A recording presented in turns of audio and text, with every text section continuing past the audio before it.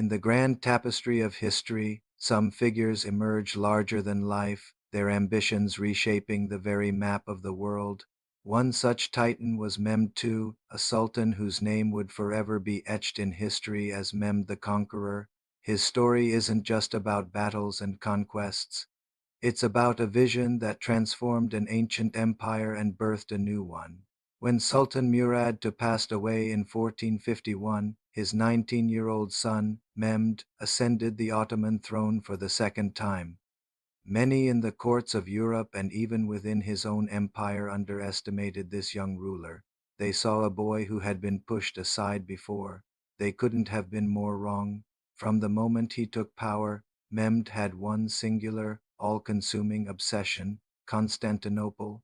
For over 1,000 years, Constantinople had stood as the heart of the Byzantine Empire, the legendary queen of cities. Its formidable defenses, particularly the legendary walls of Theodosius, had repelled countless sieges. It was a symbol of Christian power, a city coveted by Islamic rulers for centuries. For Mehmed, it was more than just a strategic prize. It was his destiny. He began his preparations with meticulous detail. On the European side of the Bosphorus Strait, he commissioned the construction of a massive fortress, Rumeli Heiser.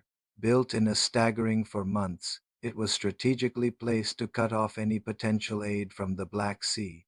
The message to the world was clear. Constantinople was being isolated, its lifeline severed. But Mehmed's greatest innovation was in his artillery. He sought out the most brilliant engineers of his time, including a Hungarian cannon founder named Orban. Together, they forged monstrous bronze cannons, unlike anything the world had ever seen. The most famous of these, the Basilic, was a true behemoth, nearly 27 feet long, capable of hurling stone balls weighing over 1,000 pounds. These weren't just weapons. They were psychological warfare cast in bronze, designed to shatter not just walls, but the very morale of the city's defenders. On April 6, 1453, the earth began to tremble. Mehmed's army, a force of over 80,000 elite soldiers, janissaries, and auxiliaries, surrounded the city. The great cannons roared to life, unleashing a relentless barrage against the Theodosian walls.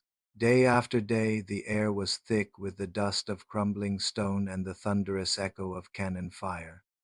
The ancient walls, which had stood for a millennium, began to show their age, but the city's defenders, led by the last Byzantine emperor, Constantine She, fought back with desperate courage. The city's sea defenses were equally formidable.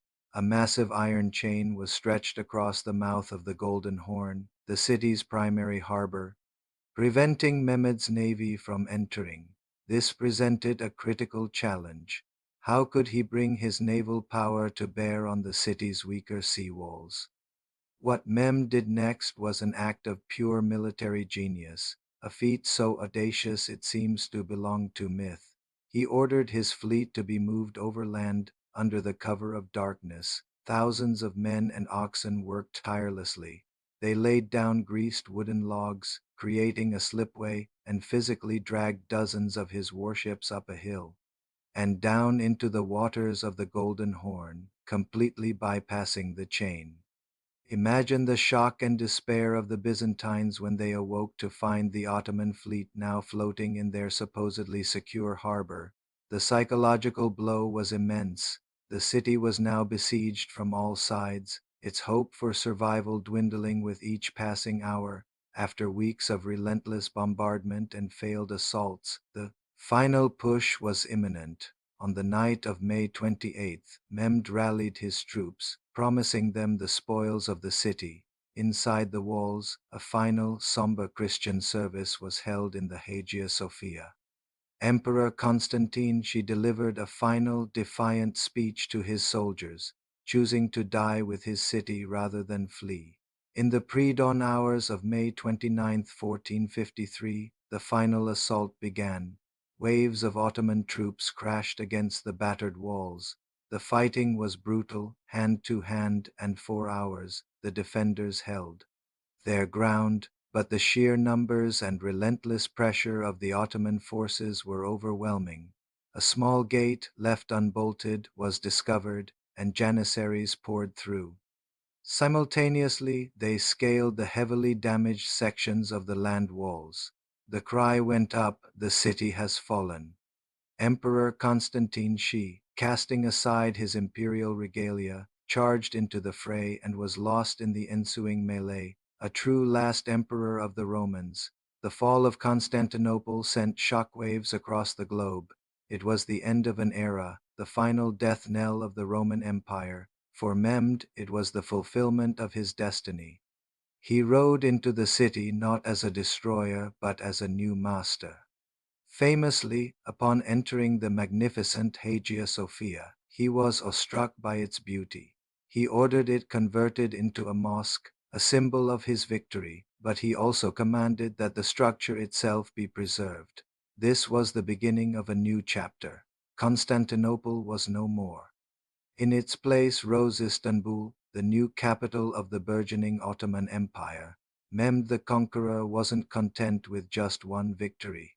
He immediately began the work of transforming his prize into the world's most magnificent capital. He encouraged people from all over his empire, Turks, Greeks, Jews, Armenians, to settle in the city, offering them homes and commercial opportunities. He launched massive construction projects, including the Grand Bazaar, which would become one of the world's great centers of commerce, and the Topkapi Palace, the political heart of the empire for centuries. But Mehmed's vision extended far beyond Istanbul. He saw himself as the heir to the Roman Caesars, a new emperor for a new age. His reign was one of near constant military campaigning. He turned his attention to the Balkans, leading his armies to conquer Serbia, solidifying Ottoman control over the region. He then marched into Bosnia, adding it to his expanding domain. To the east, he brought the Greek Empire of Trebizond, the last remnant of Byzantine power, to an end. From the shores of the Black Sea to the Adriatic, Mehmed's armies seemed unstoppable. He was more than just a warrior, however. Mehmed was a true Renaissance prince. He was a patron of the arts and sciences, fluent in multiple languages, and fascinated by both Islamic scholarship and Western European culture. He established imperial law codes, known as the Canon, which organized the administration of his vast state, covering everything from military structure to criminal and tax law. These reforms provided the legal framework that would allow the Ottoman Empire to flourish for generations. He was a complex figure, a ruthless conqueror and a sophisticated statesman, a devout Muslim who was also deeply curious about other cultures and religions. His ambition knew no bounds. In 1480, his forces even landed in southern Italy, capturing the city of Otranto. It seemed that Rome itself might be next, the red apple.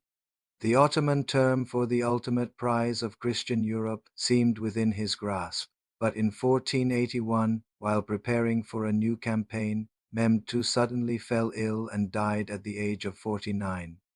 His death likely spared Europe from further invasion and left his ultimate ambitions unfulfilled. Yet his legacy was secure. In his 30-year reign, Mehmed the Conqueror had transformed the Ottoman state from a regional power into a world-spanning empire. He conquered a city deemed impregnable, ended a thousand-year-old empire, and forged a new, multicultural capital that would stand as a bridge between East and West. He was the architect of an empire, a man whose vision, intelligence, and sheer force of will changed the course of history forever. Thank you for watching. If you enjoyed this journey into the life of Mehmed the Conqueror, please like this video, subscribe to our channel, and hit the notification bell so you don't miss our next exploration of history's most fascinating figures. See you next time.